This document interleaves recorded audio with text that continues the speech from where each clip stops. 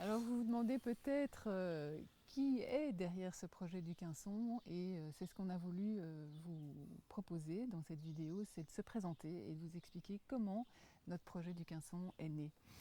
Alors voilà, moi je viens d'une famille industrielle, très éloignée du monde de l'art. J'ai grandi comme je pouvais en développant ma partie rationnelle, j'ai fait des études scientifiques, mais très tôt j'ai senti que la part sensible en moi était particulièrement touchée par un médium qui est le cinéma.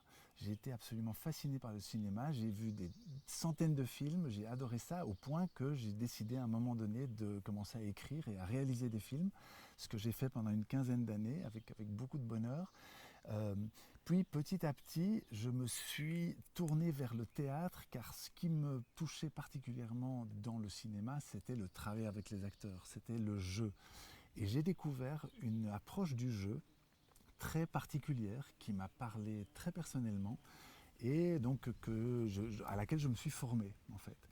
J'ai créé Le Boson, qui est un petit théâtre bruxellois, et dans ce lieu, on a pu travailler avec tout le milieu professionnel du théâtre bruxellois à créer des spectacles, à organiser des ateliers, bref, à proposer aussi des résidences artistiques là-bas déjà, qui se poursuivront ici au Quinçon plus tard.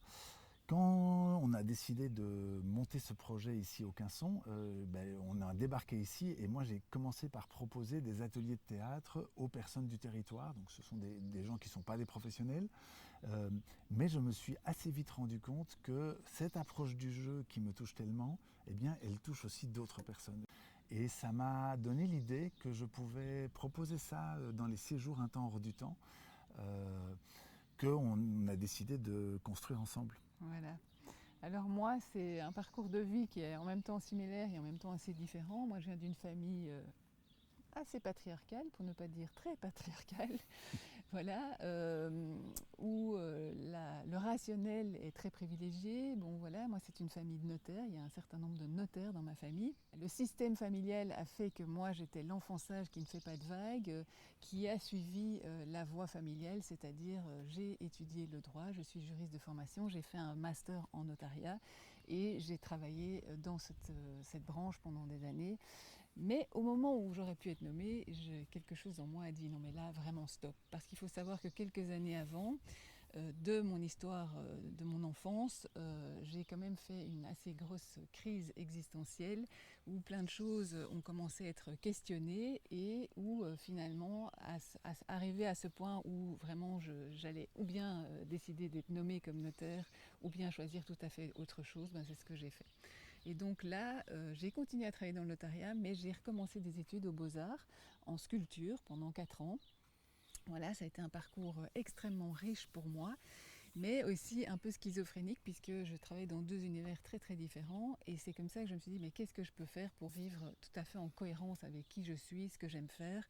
Et donc j'ai fait une première formation en art-thérapie. Bon après ça j'ai fait beaucoup d'autres formations, j'aime apprendre, mais finalement je me suis rendu compte que plus j'avançais, plus je me rendais compte que moi j'ai toujours continué une pratique artistique, que c'est ma propre thérapie et que ce que je peux, peut-être que mon talent c'est justement de réveiller la créativité chez les autres. On est tous créatifs et que c'est vraiment quelque chose d'essentiel.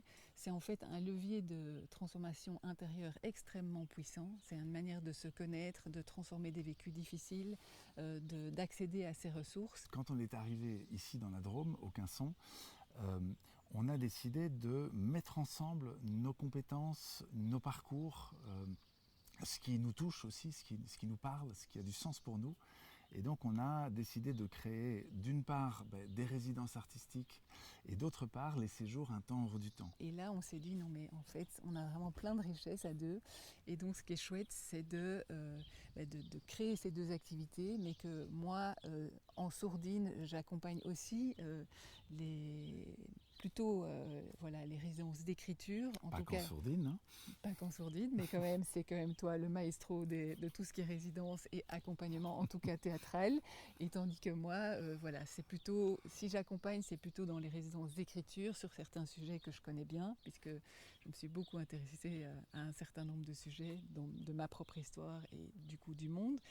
Et puis d'un autre côté, ben voilà, de créer ce lieu un temps hors du temps pour les personnes qui passent par une période difficile, quelle qu'elle soit, et de leur proposer des activités créatives. Et toi, ben, avec cette expérience de théâtre, avec des noms professionnels, tu t'es dit, mais ça, j'ai quelque chose à y faire, quoi. C'est exactement. Donc voilà.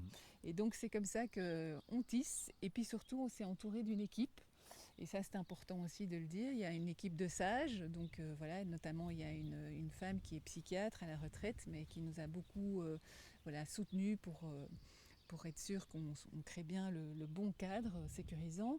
Et puis, d'un autre côté, ben, il y a l'équipe des accompagnants, des gens qui ont une pratique, mais qui peuvent aussi travailler avec des publics qu'on dit fragilisés, quels qu'ils soient. Finalement, notre ADN, vous l'avez compris maintenant, c'est vraiment la créativité. Notre ADN, c'est ça, c'est la créativité, c'est tout ce que la créativité peut nous apporter dans une nature extraordinaire, sans oublier qu'on a un corps et que ce corps nous parle. Et que donc elle est au service de notre humanité aussi, cette créativité et notre chemin de vie.